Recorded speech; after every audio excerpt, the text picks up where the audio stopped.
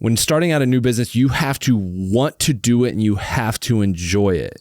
If you're trying to start a business that you're not all in on, you haven't pushed all your cards all your money to the table, like you shouldn't be doing it. Like, it shouldn't ever feel like a job. Yes, a business is a job by design, but it should be something that you should love it.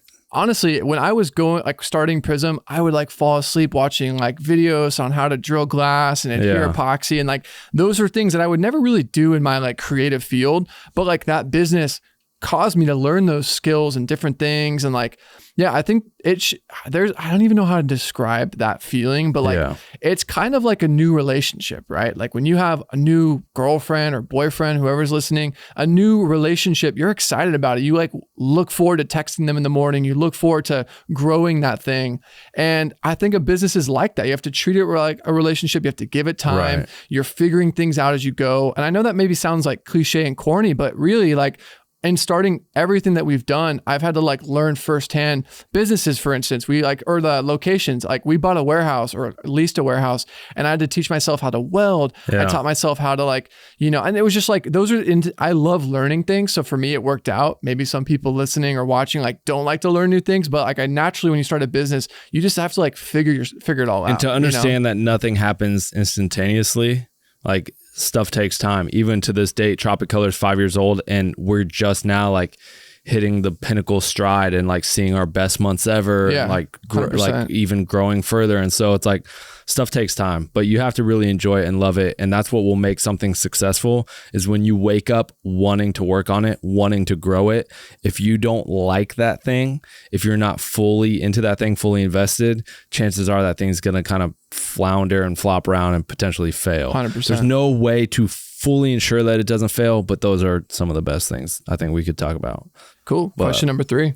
Lazy Habits asked, do you set long-term goals / targets?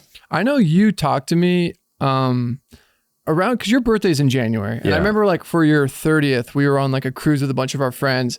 And since it was very early on in the year, you were kind of talking about some of the goals you had set for the year. Right. And I know you even write them down on a list. Is that correct? Or write them down in some format to reference? Yeah. I actually got that from Chanel and her family. Every year before the new year, they get together and they gather and they write down a list of the main things they want to hit. And I remember I did this actually years ago when I was first dating Chanel.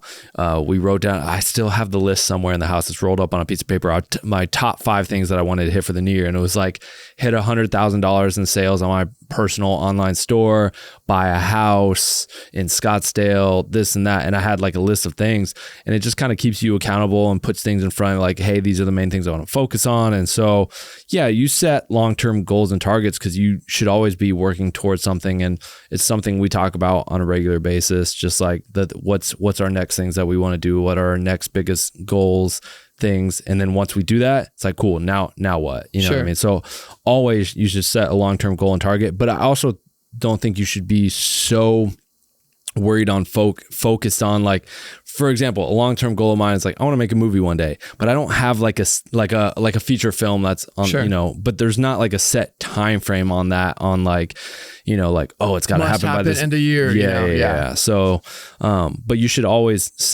write down goals, have them listed somewhere that's always reminding you. I have a to-do list that sits in the corner of my computer screen. Yeah, a sticky or note or whatever. That just always is right there in front of my face. Yo, don't forget this. You got to do this. 100%. It's obviously the to-do list, but then there's bigger picture stuff as well. You never want to lose sight of it. I'm definitely more in terms of my productivity. I know this isn't really gauged, or the question isn't really around that, but I'm someone who's very tangible. I used to I can't tell you how many apps I've downloaded on my phone that are to-do lists, and if it's not in front of you staring at you every day, you're gonna forget it, because there's a lot of things pulling your attention in other places, right?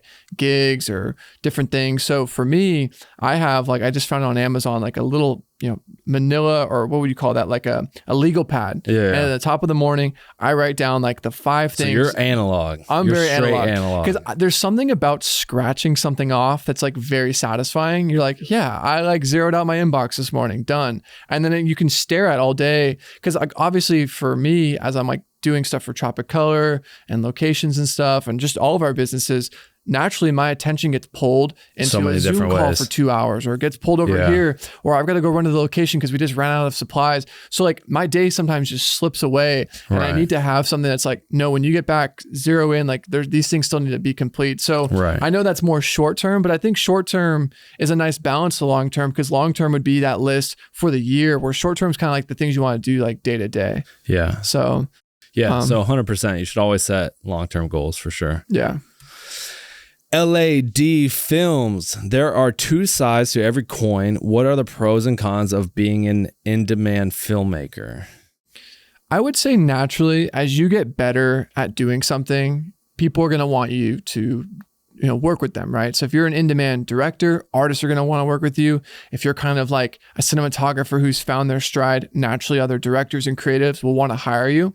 I think the key thing when becoming a filmmaker that, maybe is in demand, if that's the right term to use, or is getting a lot of work, I think is a better way of putting it, is being very selective of the projects you shoot. Because obviously you now have amassed many opportunities to where I think you can pick the projects that are going to make you the most happy.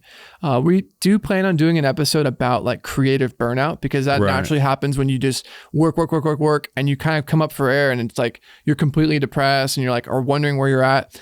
So this is not really a creative burnout question, but I think as you become more in demand or start working a bit more, be choosy. If you get a brief or a treatment, or maybe as a DP, you're getting something where someone's asking you, and if it doesn't really align with your style or sensibilities, there's no harm in passing on it. Or just saying, hey, I don't think I'm the right person for this. Thanks for asking. And like, be a little bit more selective would be my answer to it. I think that's why, because there was for a while, there was a good point in time where I guess you could say I was in demand, and like, I would say I still am, but it's like, in the height of like all the YouTube stuff, music videos I was doing for people, it's like always shooting. But then it's like, even if someone high up in the, movie industry, it's like, if you're constantly in demand and shooting movie, you're not seeing your family for months. You're not going on vacation. You're not living a personal life. Cool. You're making money shooting movies, but you have no life outside of that. Yeah. So there's always, the pros and cons of work life,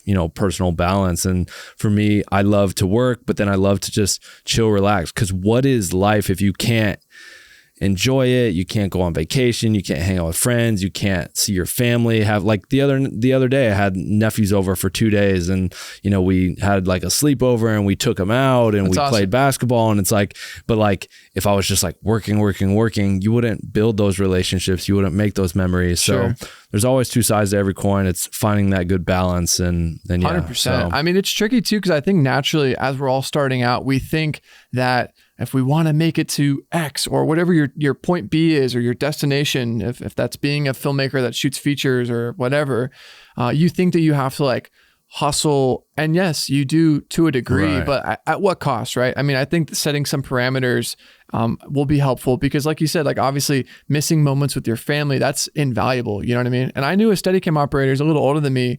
He did a feature, and he was like literally shooting in the Sahara Desert for like 9 months.